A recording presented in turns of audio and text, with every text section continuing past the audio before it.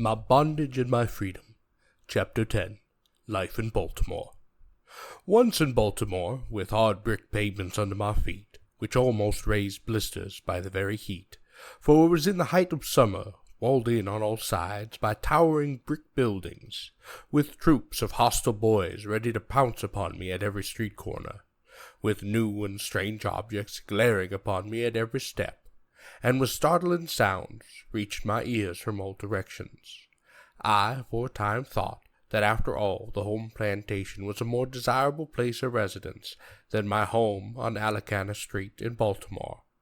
My country eyes and ears were confused and bewildered here, but the boys were my chief trouble. They chased me, and called me Eastern Shoreman, till really I almost wished myself back upon the Eastern Shore. I had to undergo a sort of moral acclimation, and when that was over, I did much better. My new mistress happily provided to be all she seemed to be, when, with her husband, she met me at the door, with a most beaming, benignant countenance. She was, naturally, of an excellent disposition, kind, gentle, and cheerful.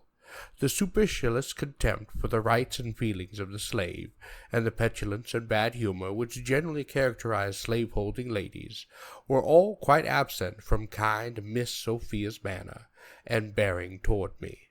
She had, in truth, never been a slaveholder, but had, a thing quite unusual in the South, depended almost entirely upon her own industry for a living. To this fact the dear lady no doubt owed the excellent preservation of her natural goodness of heart, for slavery can change a saint into a sinner, and an angel into a demon. I hardly knew how to behave towards Miss Sophia, as I used to call Miss Huald. I have been treated as a pig upon the plantation. I was treated as a child now. I could not even approach her as I had formerly approached Miss Thomas Auld. How could I hang down my head and speak with bated breath, when there was no pride to scorn me, no coldness to repel me, and no hatred to inspire me with fear? I therefore soon learned to regard her as something more akin to a mother than a slave-holding mistress. The crouching serviality of a slave, usually so acceptable a quality to the haughty slaveholder, was not understood nor desired by this gentle woman. So far from deeming it impudent in a slave to look her straight in the face, as some slave-holding ladies do, she seemed to ever say, "Look up, child. Don't be afraid. See, I'm full of kindness and goodwill toward you." The hands belonging to Colonel Lloyd's sloop estimated it a great privilege to be the bearers of parcels or messages to my new mistress, for whenever they came, they were sure of a most kind and pleasant reception. If little Thomas was her son, and her most dearly beloved child, she, for a time at least, made me something like his half-brother in her affections. If dear Tommy was exalted to a place upon his mother's knee, Fetty was honored by a place at his mother's side. Nor did he lack the caressing strokes of her gentle hand, to convince him that, though motherless, he was not friendless. Miss Auld was not only a kind-hearted woman, but she was remarkably pious, frequent in her attendance of public worship, much given to reading the Bible and in chanting hymns of praise when alone. Mr. Huald was altogether a different character. He cared very little about religion. He knew more of the world, and was more of the world than his wife. He set out, doubtless, to be, as the world goes, a respectable man, and to get on by becoming a successful shipbuilder, in that city of shipbuilding. This was his ambition, and it fully occupied him. I was, of course, of very little consequence to him, compared with what I was to good Miss Auld, and when he smiled upon me, as he sometimes did, the smile was borrowed from his lovely wife, and like all borrowed light, was transient, and vanished with the source when it was derived. While I must characterize Master Hugh as being a very sour man, and of foreboding appearance, it is due to him to acknowledge he was never cruel to me, according to the notion of cruelty in Maryland. The first year or two which I spent in his house, he left me almost exclusively to the management of his wife. She was my lawgiver, in hands as tender as hers, and in the absence of the cruelties of the plantation, I became, both physically and mentally, much more sensitive to good and ill treatment, and perhaps suffered more from a frown from my mistress than I formerly ever did from a cuff at the hands of Aunt Caddy. Instead of the cold, damp floor of my old master's kitchen, I found myself upon carpets. For the corn bag in winter I now had a straw bed, well furnished with covers. For the coarse cornmeal in the morning I now had good bread, and mush occasionally. For my poor tow linen shirt, reaching to my knees, I now had good clean coals. I was really well off, and my employment was to run errands and to take care of Tommy, to prevent his getting in the way of carriages, and to keep him out of harm's way generally. Tommy and I and his mother got on swimmingly together, for a time. I say for a time because the fatal poisoning of irresponsible power and the natural influence of slavery customs were not long in making a suitable impression upon the gentle and loving disposition of my excellent mistress. At first Miss Auld evidently regarded me simply as a child, and like any other child she had not come to regard me as property. This later thought was a thing of conventional growth. The first was natural and spontaneous. A noble nature like hers could not instantly be wholly perverted, and it took several years to change the natural sweetness of her temper into fretful bitterness. In her worst estate, however, there were, during the first 7 years I lived with her, occasional returns of her former kindly disposition. The frequent hearing of my mistress reading the Bible, for she often read aloud when her husband was absent, soon awakened my curiosity in respect to this mystery of reading, and roused in me the desire to learn.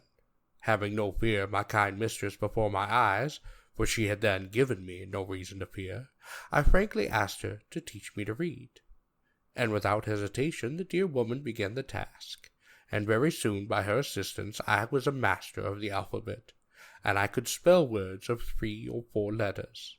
My mistress at first seemed almost as proud of my progress as if I had been her own child, and supposing that her husband would be as well pleased, she made no secret of what she was doing for me. Indeed, she exultingly told me of the aptness of her pupil, of her intention to preserve in teaching me, and of the duty which she felt it to teaching me to at least read the Bible. Here arose the first cloud over my Baltimore prospects, the persecutor of drenching rains and chilling blasts.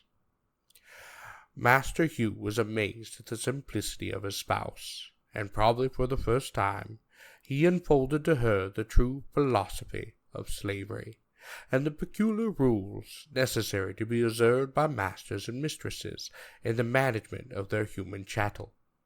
Mr. Auld promptly forbade continuance of her instruction, telling her in the first place that the thing itself was unlawful, and that it was also unsafe, and could only lead to mischief. To use his own words further, he said, "If you give an inch, he will take an eel. He should know nothing but the will of his master, and learn to obey it. If you teach that man, speaking for myself, how to read the Bible, there will be no keeping of him. It would forever unfit him for the duties of a slave. And as to himself, learning would do him no good, but probably a great deal of harm, making him disconsolate and unhappy. If you learn him now to read, he'll want to know how to write, and this accomplished, he'll be running away with himself." Such was the tenor of Master Hugh's ocular exposition of the true philosophy of training human chattel. And it must be confessed that he very clearly comprehended the nature and requirements of the relation of master and slave. His discourse was the first decided anti-slavery lecture to which it had been my lot to listen. Miss Auld evidently felt the force of his remarks, and, like an obedient wife, began to shape her course in the direction indicated by her husband. The effect of his words on me was neither slight nor was it transitory. His iron sentences, both cold and harsh, sunk deep into my heart, and stirred up not into my feelings into a sort of rebellion, but awakened within me a slumbering train of vital thought. It was a new and special revelation, dispelling a painful mystery, against which my youthful understanding had struggled, and struggled in vain, to wit, the white man's power to perpetuate the enslavement of the black man. Very well, thought I. Knowledge unfits a child to be a slave. I therefore instinctively assented to the proposition, and from that moment I understood the direct pathway from slavery to freedom. This was just what I needed, and I got it at a time and from a source whence I least expected it. I was saddened at the thought of losing the assistance of my kind mistress, but the information so instantly derived to some extent compensated me for the loss that I had sustained in this direction. Wise as Mr. Auld was, he evidently underrated my comprehension, and had little idea of the use to which I was capable of putting the impressive lesson he was given to his wife. He wanted me to be a slave. I had already voted against that on the home plantation of Colonel Lloyd. That which he most loved, I most hated, and the very determination which he expressed to keep me in ignorance only rendered me the more resolute in seeking intelligence, in learning to read. Therefore I am not sure that I do not owe quite as much to the opposition of my master as to the kindly assistance of my amiable mistress. I acknowledge the benefit rendered me by the one and by the other, believing that but for my mistress I might have grown up in simple ignorance. I had resided but a short time in Baltimore before I observed a marked difference in the manner of treating slaves. Generally, from which I had witnessed in that isolated and out-of-the-way part of the country where I had begun life, a city slave is almost a free citizen in Baltimore, compared with a slave on Colonel Lloyd's plantation. He is much better fed and clothed, and is less dejected upon in his appearance, and enjoys privileges altogether unknown to the whip-driven slave upon the plantation. Slavery dislikes a dense population, in which there is a majority of non-slaveholders. The general sense of decency that must pervade such a population does much to check and prevent those outbreaks of atrocity and cruelty, and those dark times without a name almost openly perpetuated upon the plantation. He is a desperate slaveholder who will shock the humanity of his non-slaveholding neighbors by the cries of the lacerated slaves, and very few in the city are willing to incur the odium of being cruel masters. I found in Baltimore that no man was more odious to the white as well as to the colored people than he who had the reputation of starving his slaves. Work them, flog them if need be, but do not starve them. These are, however, some painful exceptions to this rule. While it is quite true that most of the slaveholders in Baltimore feed and clothe their slaves well, there are others who keep up their country cruelties in the city. For instance of this sort is furnished in this case of a family who lived directly opposite our own house, and were named Hamilton. Miss Hamilton owned 2 slaves. Their names were Henrietta and Mary. They had always been house slaves. One was aged about 22, and the other about 14. They were a fragile couple by nature, and the treatment they received was enough to break down the constitution of a horse. Of all the ejected, emaciated, mangled, and escorted creatures I ever saw, those 2 girls, in the refined, church-going, and Christian city of Baltimore, were the most deplorable. Of stone must that heart be made that could look upon Henrietta and Mary without being sickened to the core with sadness. Especially was Mary a heart-sickening object, for her head, neck, and shoulders were literally cut to pieces. I have frequently felt her head, and found it nearly covered over with festering sores, caused by the lashes of her cruel mistress. I do not know that her master ever whipped her, but I have often been an eye witness of the revolting and brutal inflictions by Mrs. Hamilton, and what lends a deeper shade to this woman's conduct is the fact that almost in the very moments of her shocking outages of humanity and decency, she would charm you by the sweetness of her voice and her seeming piety. She used to sit in a large rocking-chair near the middle of the room, with a heavy cowskin, such as I have elsewhere described, and I speak within the truth when I say that these girls seldom passed that chair during the day without a blow from that cowskin, either upon their bare arms or upon their shoulders. As they passed her, she would draw her cowskin, and from a blow, saying, "Move faster, you black gyp," and again, "Take that, you black gyp," continuing, "If you don't move faster, I'll give you more." Then the lady would go on and sing her sweet hymns, as though her righteous soul were sighing from the holy realms of paradise. Added to the cruel lashings to which these poor slave girls were subjected, enough in themselves to crush the spirit of men, they were really kept nearly half starved.